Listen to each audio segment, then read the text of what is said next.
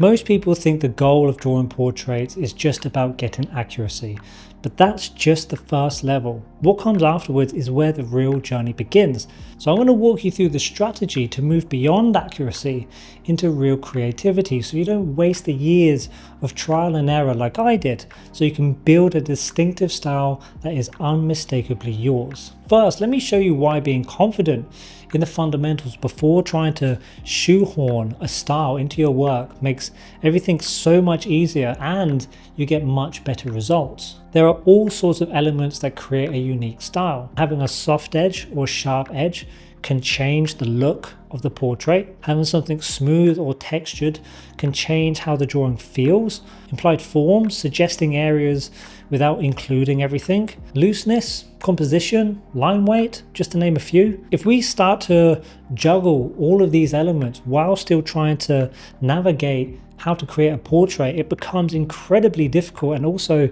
just really overwhelming. But here's the exciting part. Once you unlock the skill set of the fundamentals, it gives you true creative freedom to experiment with your work. You can now focus all of your attention exploring these elements without actually worrying about the proportions or capturing the likeness of your subject. It's like unlocking the first entry point into portraits. Once you're through, you then find yourself looking at new and exciting rooms to go and explore, and each room is a different creative possibility waiting for you to step inside and explore. So what does developing your style and finding your unique voice actually look like? Well, let me show you. Before anything, I first had to learn the fundamentals to get my work to a comfortable and solid position like this. See how there's nothing special in terms of style. Yes, it has a nice overall softness to it, but that's just because I use charcoal powder. But in terms of a portrait, it's just a standard portrait. Oval shaped background, clear readable tones and likeness. Once I had the fundamentals down, I then started experimenting with the overall look of everything. I started muting my tones, adding more pronounced marks and shapes. This gave my work a real organic and vintage look to it. Then I started to explore toning my paper with charcoal and water and started adding in line work as well.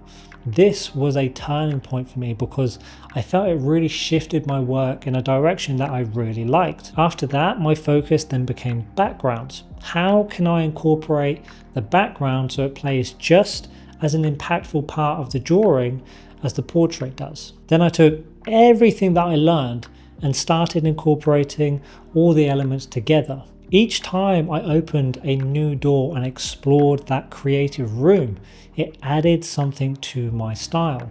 That's the freedom you get once you have the fundamentals down. I noticed there was a graduation. I didn't try everything at once. Now, technically, you could experiment with these creative elements without being confident in the fundamentals first, but it's a bit like trying to learn the unicycle before learning to ride a bike. You could do it, but it would just be more difficult. It just so happens that the hardest part of portraits is also that first entry point to the fundamentals. But here's the thing, no matter where you are in your journey, practicing the fundamentals is always worth doing.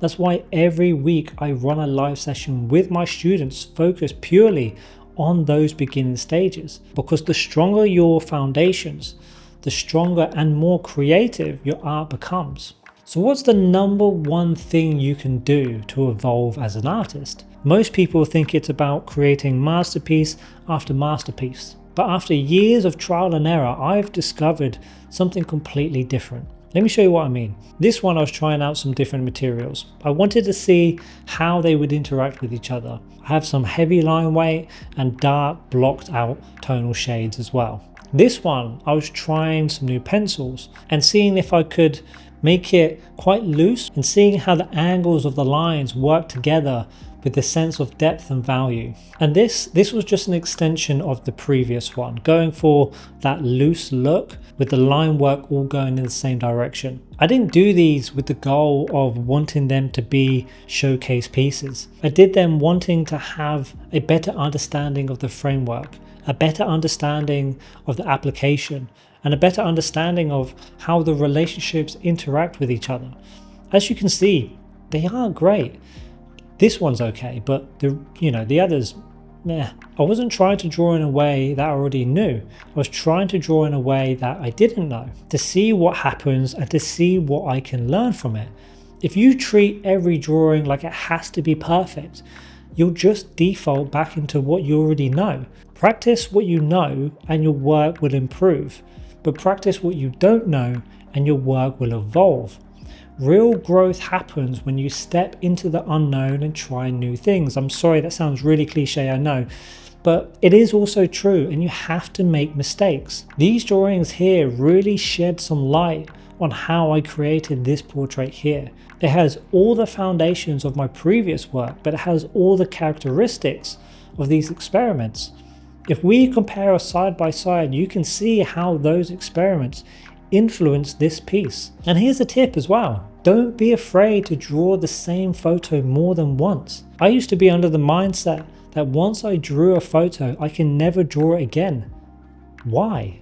This is where learning happens. Learning is knowledge acquired through experience and study. By drawing the same portrait, you get to apply what you learned the first time. Maybe your values are clearer, your definition is sharper, or your style is a little bit more distinct. Each version is visual proof of your progress. But here's the challenge. When you are ready to experiment, how do you know where to start?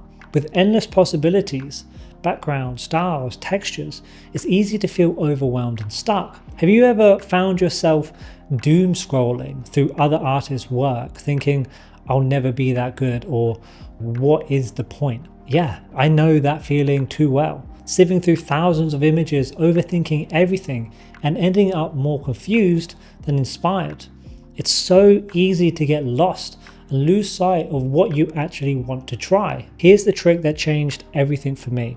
I created a vision board, not a massive collection of just random images, but a set of focused images, styles, and ideas that genuinely excites me. I then pinpoint one or two elements in that group to focus on.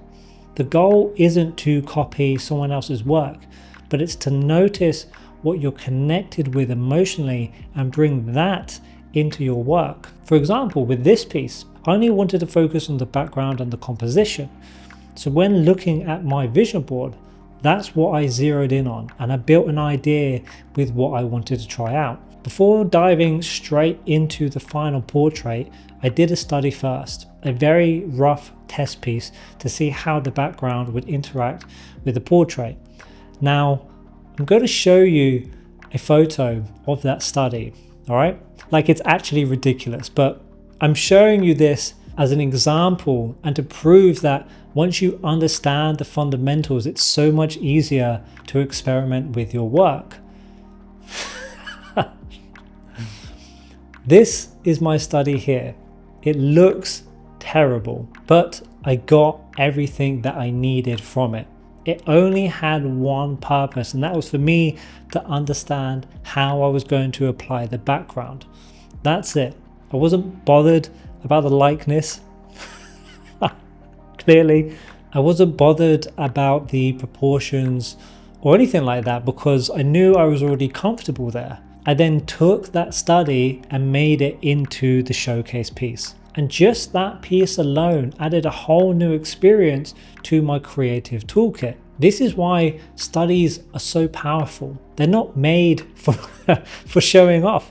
They're made for collecting information. The showcase pieces are meant to look great.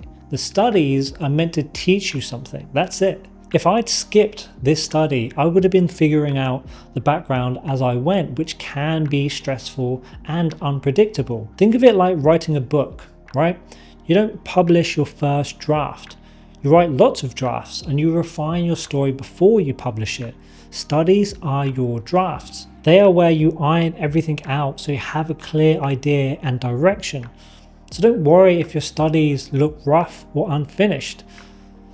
That's their job. Each one gives you something to take with you into your next showcase piece, making the process smoother and with better results. So what does this mean for you? Well, the key to growth and style development isn't to try and make sure every drawing ticks every single box all at once. Instead, set small manageable goals, focusing on one or two elements each time you draw. Over time, collectively, that gears you up with the experience you need to then create 100% original work that is unmistakably yours. But here's the catch. If you aren't confident in your fundamentals, especially things like proportions and structure, you'll end up fighting an uphill battle every single time. It's literally like trying to run before you know how to walk. So watch this video here to master those fundamentals and realistic portraits.